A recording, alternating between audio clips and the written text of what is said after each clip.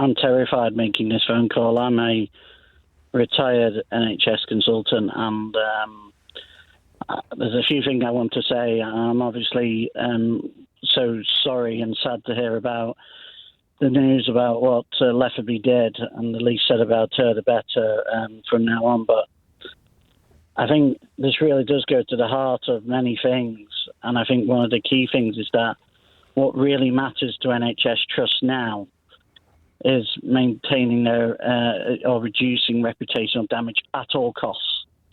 That, in my experience of working in the NHS and now retired, of course, that's all that matters. So I have personally seen lots of bad things. I've not seen murders or anything that I suspected like that, to make that absolutely clear. But I have seen lots of bad things. I've heard doctors say, well, they were going to die anyway.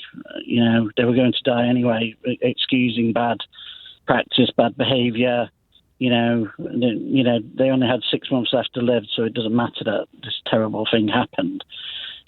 Sorry, so you heard as an NHS... Sorry to interrupt, Mark, but you heard as an NHS consultant, doctors' mistakes leading to people dying was explained away as, well, they only had 6 months or a year left to live.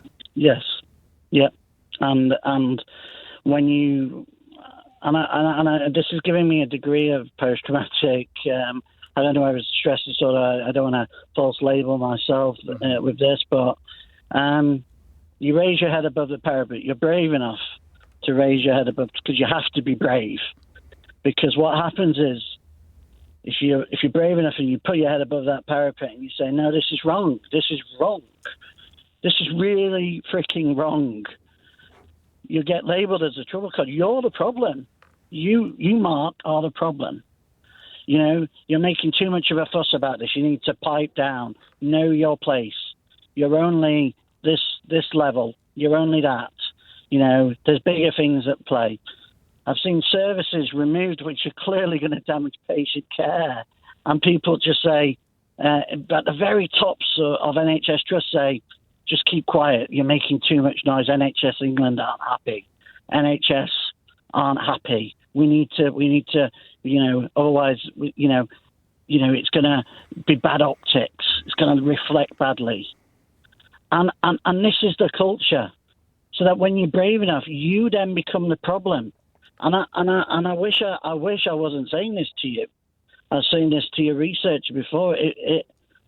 But this is exactly what happens, and I really feel for the Countess of Chester consultant. They raised up, and I can imagine somebody in the hierarchy that wants to look good in front of their CEO and look in front of NHS England, who are then terrified of the government. Everybody's terrified of the level above. And they all go, Dr. X is making a bit too much noise. Let's quiet him down. I've even been told in my own experience, I was too noisy. And I got bullied by another trust, for God's sake. And I'm not going to name names. We said I absolutely am not going to name names. But this is the culture. And, we're regulated by the GMC. And every year, doctors, consultants have to do something called an appraisal, revalidation every 3 years, which is a load of paperwork, which is supposed to weed out the bad guys after Shipman happened. It's supposed to weed that out. But actually, Shipman would have easily passed his revalidation. He's easily passed his appraisals. No problem at all. Blitzed it. No problem at all. The system isn't worth its salt. And the GMC are also partly responsible for this. Because you can get through this paperwork pile as a consultant, same appraisal, and it's very similar for nurses. Very similar for nurses. That's what I want to make clear. I don't think it's exactly the same, but very similar. But it doesn't weed out the bad guys. What really does is the eyes and ears on the ground floor. Mm-hmm. You know when something's not right.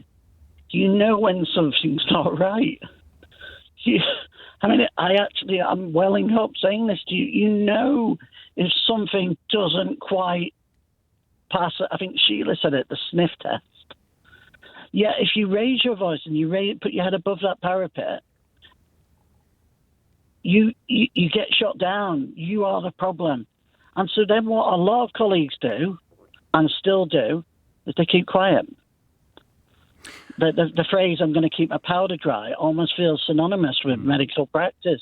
Because if they don't, they get told off, they get overlooked, it becomes a problem. Do you know, Mark, I'm already getting loads of people texting in saying as ex-NHS employees, as current NHS employees, they absolutely agree with what you're saying. I've got one here. As an ex-NHS employee, I agree with what your ex-consultant is saying. I left. The environment and culture is toxic. Is your view, Mark, then, based on your own experience of seeing things that you knew were wrong happening regularly, that there will be, across the NHS estate, every day, scandals taking place that should be raised up further, but because of that fear are not? There are scandals that have occurred that I know have occurred that I was told directly if I mentioned it any further again, I would be in big trouble. Okay, and that involved GMC. And I was told that by the responsible officer. That's the person in charge in NHS Trust. That's in charge of overseeing the revalidation process, overseeing the badness, that potentially can go on. So unfortunately, the cover up is happening every day. Every single day. Now, this isn't conspiratorial. I don't want all the wackos, the COVID anti-vaxxers to think, it's one big cover-up. Most people in the NHS are there for the reasons that I was there. They really cared and still care. Still really care. It breaks my heart. But this is the culture. And this culture's got worse. This is actually, I know the BMA may disagree and say it's all about money, the strike and all the rest of it, but it is about terms and conditions as well for many people. For many people, the strikes, not just the senior doctors, but the junior doctors as well, is that we've got such a toxic culture where you can't go to your person above your clinical director, and they won't go to the medical director because then they reflect bad on them. And then the medical director won't go to the executive board, and the executive board won't want to mention it to CEO, and the CEO won't want to mention it to NHS England because NHS England then will go to, and then they add in this fudge factor. This is the pièce de résistance, okay? They add in this fudge factor that they have brought in something called, and this is Hunt, freedom to speak out officers. Right now, anybody that's worked in the NHS, I'm sure there's some good ones, but the vast majority, you speak to the freedom to speak out officer, you never hear back from them again. They're supposed to if you've got a concern that you're not feeling listened to, they escalate it up. There's also a national one. I contacted the national one. Did I hear back? No. And the reason I've kind of used my own personal experience of ringing at this particular point is nothing to do with murder, this terrible, terrible thing. But you can see how it translates, how in certain circumstances, in certain places, this can happen. And I really feel, obviously, for the parents, the families of those beautiful children that were murdered. But I also feel for the medical staff and the nursing staff that knew in their heart of hearts something was not right. The consultants that went, and they weren't listened to. Yeah. And not only that, and they'll live with this until the day they die, I can guarantee it, okay? And they'll probably wake up most mornings and think about it, certainly at this moment in time, and go, I was made to say sorry to her. Extraordinary call. Mark, thank you very much indeed for doing so. I can understand the emotion in it as well.